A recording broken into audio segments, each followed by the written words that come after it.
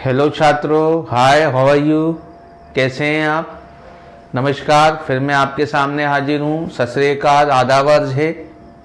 क्या हाल हैं आपके, ठीक हैं।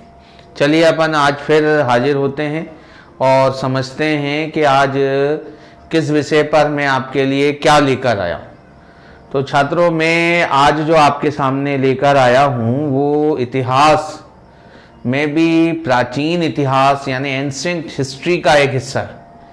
और वो जो है बहुत इम्पॉर्टेंट हिस्ट्री है, बहुत इम्पॉर्टेंट पार्ट है। और इस पे जो है ये इतना इम्पॉर्टेंट है कि इसमें जो है यूपीएससी, पीएससी और आईएएस के लिए जो एग्ज़ाम देते हैं लोग, उस पर भी इसमें से क्वेश्चन आते हैं। यानी उन एग्ज़ामों में भी इस टॉपिक से क्वेश्चन बनते, इतना इम्पॉर्टेंट है। तो फिर हम बात करें रेलवे की, ग्रुप डी की, या पुलिस की, या और अन्य एग्ज़ाम की, स्टेट लेवल की जो एग्ज़ाम्स हैं इनकी अगर बात करें तो उनके लिए ये कितना इम्पोर्टेंट टॉपिक होगा। तो इसलिए आप इस टॉपिक को बहुत अच्छे से पढ़ेंगे और इसकी तैयारी करेंगे। छात्र, जब आप उठते हैं ना तो अपने जीवन में जो है ना अपने जेब में 3 शब्द हमेशा रखिए। अगर आपके पास ये 3 शब्द हैं ना तो आप सफल जरूर होंगे। आपको सफल होने से कोई नहीं रोक सकता। वो शब्द हैं कोशिश, सच, और तीसरा जो शब्द है वो है विश्वास। कोशिश अपने सक्सेस होने की, अपने सफल होने की, आगे बढ़ने की, हमेशा आगे बढ़ने के लिए प्रयासरत होने की। दूसरा जो शब्द है ना सच्चाई, यानी जो आदमी अपने काम के प्रति ऑनेस्ट रहता है ना, सच रहता है ना, सच्चाई पर अडिग रहता है ना, सच्चाई और ईमानदारी से करता है ना, वो सफल जरूर होता है। चाहे वो अध्ययन हो, चाहे कुछ भी हो, स्टडी क्यों ना हो। इसी तरह से विश्वास की अगर हम बात करें तो विश्वास हमें भगवान में होना चाहिए कि अगर हम हार्ड वर्क कर रहे हैं और सच्चाई से काम कर रहे हैं और सत्य पथ पर यानी सच्चाई वाले मार्ग पर चल रहे हैं तो इस बार हमें एक दिन जरूर और अवश्य ही क्या करेगा, कामयाबी देगा, सफलता देगा, सक्सेस होगा। चलिए अपन आगे बढ़ते हैं और स्टार्ट करते हैं। तो ये जो टॉपिक है ना ये मौर्यों के बाद का टॉपिक है। किसके बाद का टॉपिक है? मौर्यों के बाद का टॉपिक है। अतः इसे जो है मौर्य उत्तर साम्राज्य, मौर्य उत्तर साम्राज्य यानी मौर्यों के बाद का साम्राज्य, ये मौर्य उत्तर साम्राज्य है। इस वंश का नाम जो है वो कुषाण वंश है। इस वंश का नाम जो है कुषाण वंश है। इस वंश के या इस साम्राज्य के बारे में हमें जो जानकारी प्राप्त होती है वो चीनी साहित्य से प्राप्त होती है। कहाँ से प्राप्त होती है? चीनी साहित्य से प्राप्त होती है। और चीनी साहित्य से क्यों प्राप्त होती है? क्योंकि ये जो है उस समय जो रोम, पार्थिया और जो चीन का जो साम्राज्य था ना, उस समय समकालीन जो साम्राज्य था उनके बराबर यानी उनके समकक्ष, उनके इक्विवेलेंट साम्राज्य ही था। कौन सा साम्राज्य? कुषाण साम्राज्य, ये कुषाण वंश। अब आगे हम बात करते हैं चीन से जो साहित्य है या चीनी साक्ष्य जो है उससे इसके बारे में हमें जो है वो बहुत ज्यादा जानकारी प्राप्त होती है। एक बुक है हिस्ट्री ऑफ फर्स्ट हान डायनेस्टी, हिस्ट्री ऑफ फर्स्ट हान डायनेस्टी। ये 2 पार्ट में है। एक पार्ट में 200 बीसी से लेकर 24 एडी की जानकारी मिलती है और जो दूसरी जो हिस्सा है उसमें 25 एडी से लेकर 125 एडी यानी 100 ईयर्स इधर और ये जो है वहां की हमें जानकारी मिलती है। फर्स्ट जो पार्ट है ना वो पानकू ने लिखा, पानकू, और जो दूसरा जो भाग है ना फान येन ने लिखा। दूसरा जो भाग है फान येन, इससे भी हमें जो है कुषाणों के बारे में जो है जानकारी मिलती है। अब अपन आगे बात करते हैं इंडियंस में। अगर अपन बात करें तो नागार्जुन है जिसने जो है माध्यमिक सूत्र लिखा, उसमें भी उसने जो है ना कुषाणों का जिक्र किया है, कुषाणों के बारे में बताया है, कुषाणों की थोड़ी सी डिटेल्स दी है।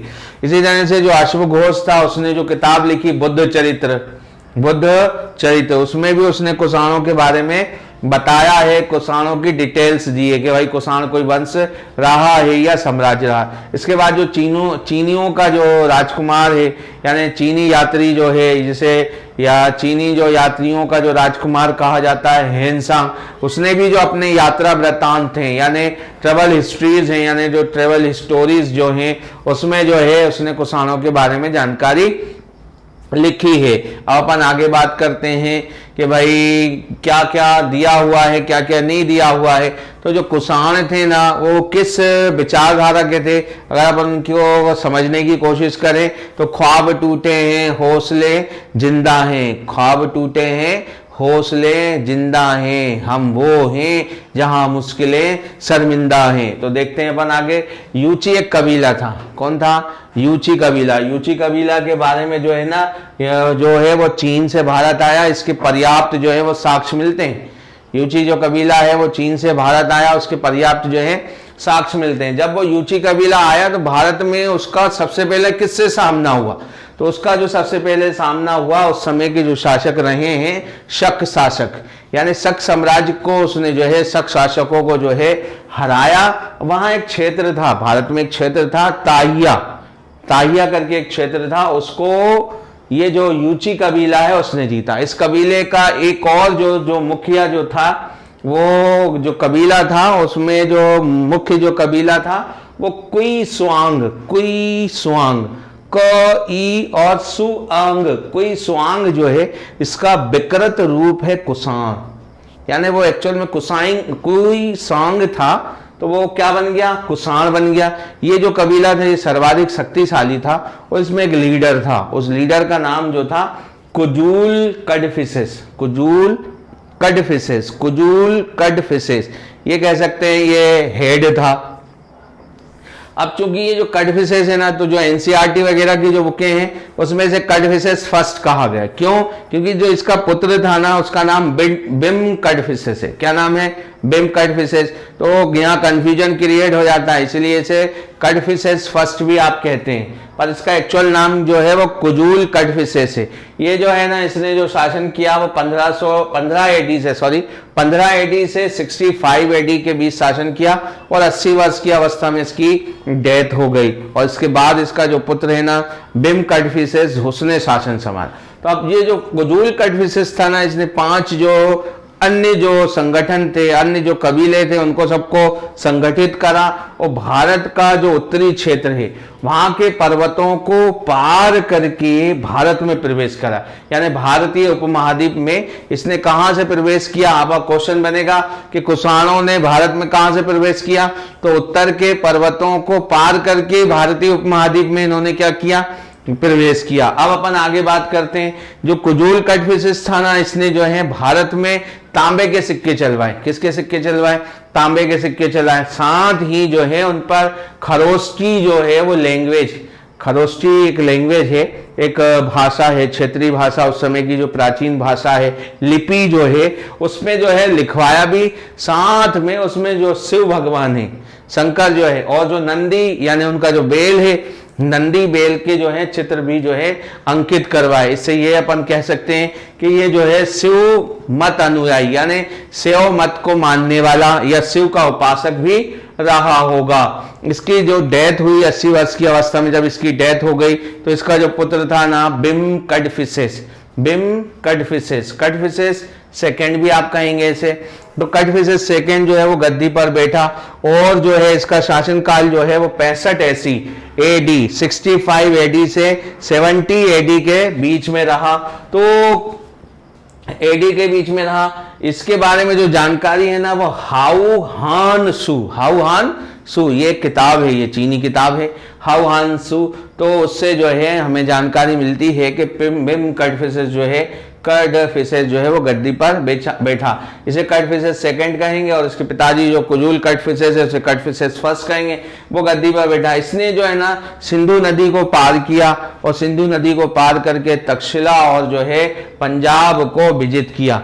यहाँ एक बहुत इंपॉर्टेंट बात ये है कुषाण बारे में, कुषाणों के बारे में, ये वही शासक है जिसने गोल्ड कॉइन, भारत में फर्स्ट गोल्ड कॉइन इंट्रोड्यूस कुषाणों ने किया था। और कुषाणों में भी किसने किया था? बिम कडफिसेस ने।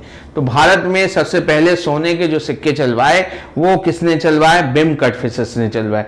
और उस समय की बात अगर अपन करें तो भारत के जो व्यापारिक संबंध जो थे ना वो रोम से और चाइना से बहुत अच्छे थे। तो छात्रों, मैंने ये जो आपके लिए कुछ थोड़ी सी रोचक जानकारी प्रस्तुत की। उम्मीद है आप जो है इस जानकारी से लाभान्वित होंगे। इसका एक इम्पॉर्टेंट जो शासक है कनिष्क, उसके बारे में मैं सेकेंड एपिसोड लेकर आपके समक्ष उपस्थित होऊंगा। जब तक के लिए नमस्कार।